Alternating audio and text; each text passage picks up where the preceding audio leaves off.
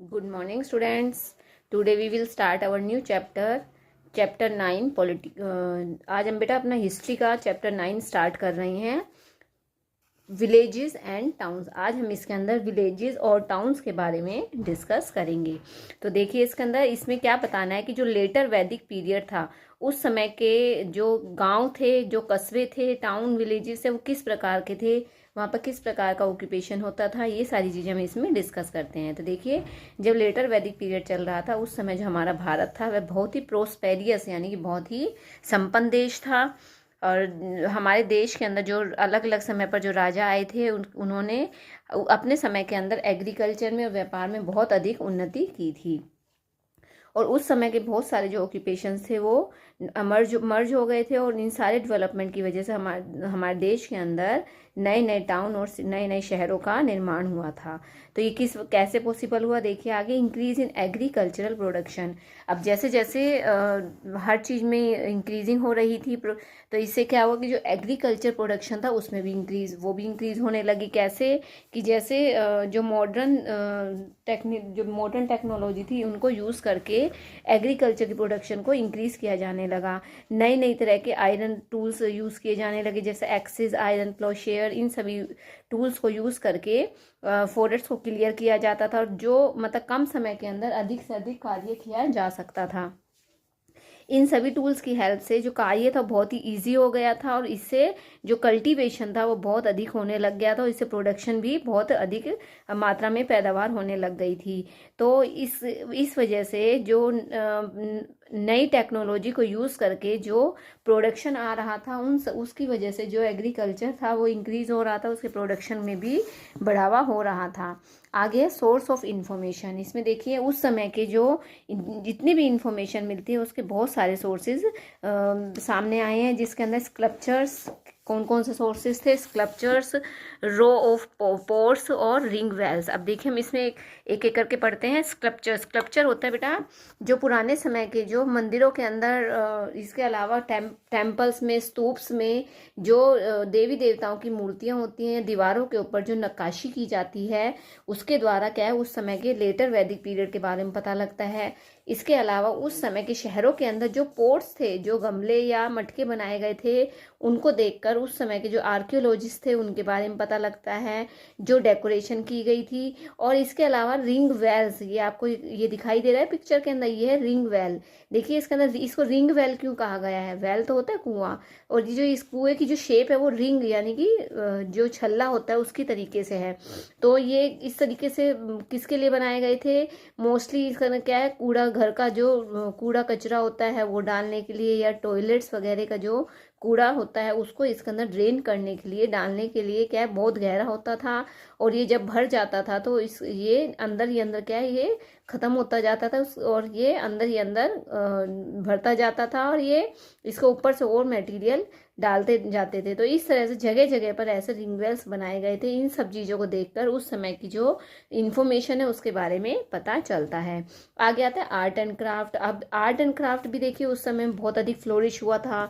तो उस समय फार्मर, ना केवल फार्मर ही बल्कि इसके अलावा बहुत सारे कार्य हो रहे थे, जैसे पोटर्स जो मटके बनाने वाला होता है, वीवर जो बुनकर होता है, डायर डाई करने वाला, ब्लैक स्मिथ लुहार, गोल्ड स्मिथ होता है जो सोने का काम करता है, सुनार, कारपेंटर बढ़ाई का काम करने वाला, और इसके अलावा क्राफ्टमैन जो नई नई चीज़ों का जो चित्रकार होता है वो ये सारे कार्य भी उस समय किए जाते थे। धीरे धीरे शहरों के अंदर, कस्बों के अंदर भी क्या डेवलपमेंट होने लगा और अलग अलग फील्ड के अंदर हर क्षेत्र के अंदर डेवलपमेंट हो रहा था। तो वीविंग के क्षेत्र में भी इवोरी होता है हाथी दांत से बनाई हुई चीज़ें, और बीड मेकिंग होता है जो नेकलेस, जो मोती से जो नेकलेस वगैरह बनाए जाते थे, ज्वेलरी बनाई जाती थी, वो उसका कार्य भी बहुत अधिक पॉपुलर हो रहा था। तो जो साउथ इंडिया है उसके वो बीड मेकिंग के लिए बहुत ही अधिक पॉपुलर हो गया था, क्योंकि जो मोती होते हैं वह सीप नामक एक जंतु होता है, एनिमल, जो पानी का जानवर होता है, उससे सीप प्राप्त की जाती है और उस सीप को प्राप्त करके उस सीप से मोती निकलता था और उस मोती से नेकलेस, माला, हार वगैरह बनाए जाते थे। और उस समय जो वाराणसी और मदुरई थी वह क्लॉथ मैन्युफैक्चरिंग के लिए बहुत ही अधिक पॉपुलर हो गई थी। ये सारे डिफरेंस उसके अंदर आए थे। आर्ट और क्राफ्ट भी उभर कर आ रहा था। आगे डेवलपमेंट ऑफ ट्रेड, व्यापार में भी बहुत अधिक उन्नति हुई थी। जैसे जैसे एग्रीकल्चर में इम्प्रूवमेंट हुआ था, उससे क्या है, जो प्रोडक्शन थी वो बहुत अधिक पैदावार होने लग गई थी। अब जो गांव के लोग थे उन्होंने अपनी फसल को, जो उन्हें क्रॉप्स फसल प्राप्त होती, जो उनकी प्रोडक्शन होती थी, उसे वो आसपास के छोटे मोटे एरिया के अंदर उसे एक्सटर्नल और इंटरनली उनका वो व्यापार करने लग गए थे। और नॉर्थ और साउथ इंडिया के बीच आपस में बहुत अधिक व्यापार के संबंध बहुत स्ट्रॉन्ग हो गए थे। और ना केवल भारत के अंदर बल्कि भारत ने बाहर के देशों के साथ भी अपने रिलेशन स्ट्रॉन्ग बना लिए थे। और इनलैंड ट्रेड के अंदर मथुरा, काशी, पाटलिपुत्र, इन सभी के अंदर बहुत अधिक मात्रा में व्यापार हो रहा था।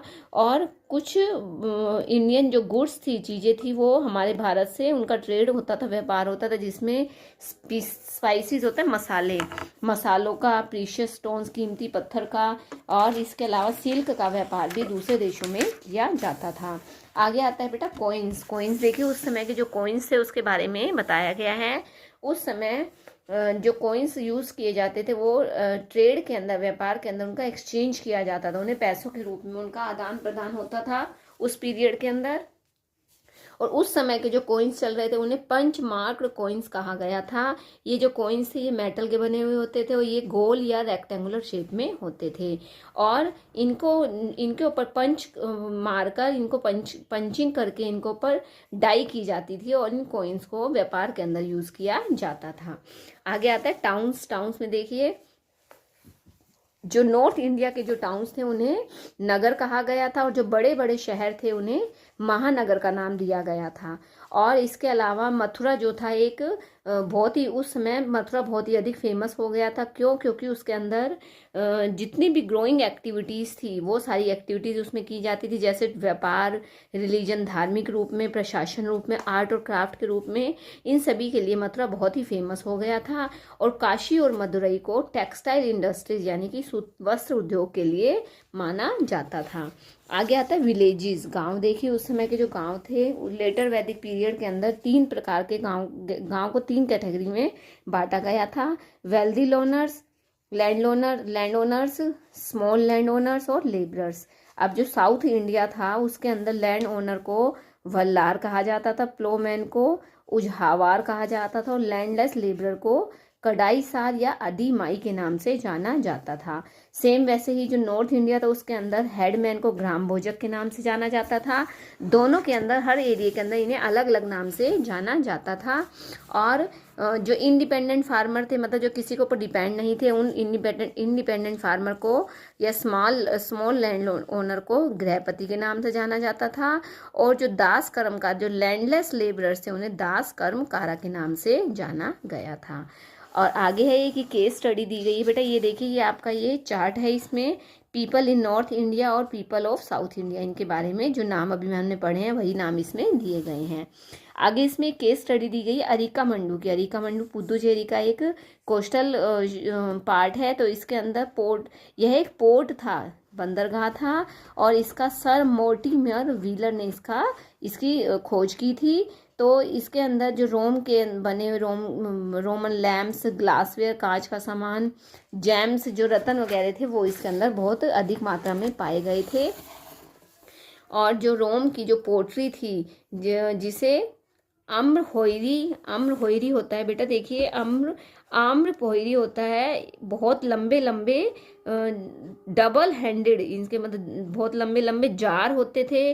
और इनके दोनों साइड क्या होता था, दोनों साइड इनके हैंडल होते थे। और इस जार को या तो इसमें वाइन डालकर इसे यूज़ किया जाता था या इसमें तेल डालकर इन जार को यूज़ किया जाता था। ये उस समय के बहुत ही अधिक पॉपुलर हो गए थे जब इन्हें बनाया गया था। और ये सारा कार्य उस समय बहुत पॉपुलर हुआ था। तो ये आपका चैप्टर बेटा कंप्लीट हो गया है। अगर आपको किसी भी तरह का डाउट है तो आप मुझसे डिस्कस करोगे। Okay, thank you.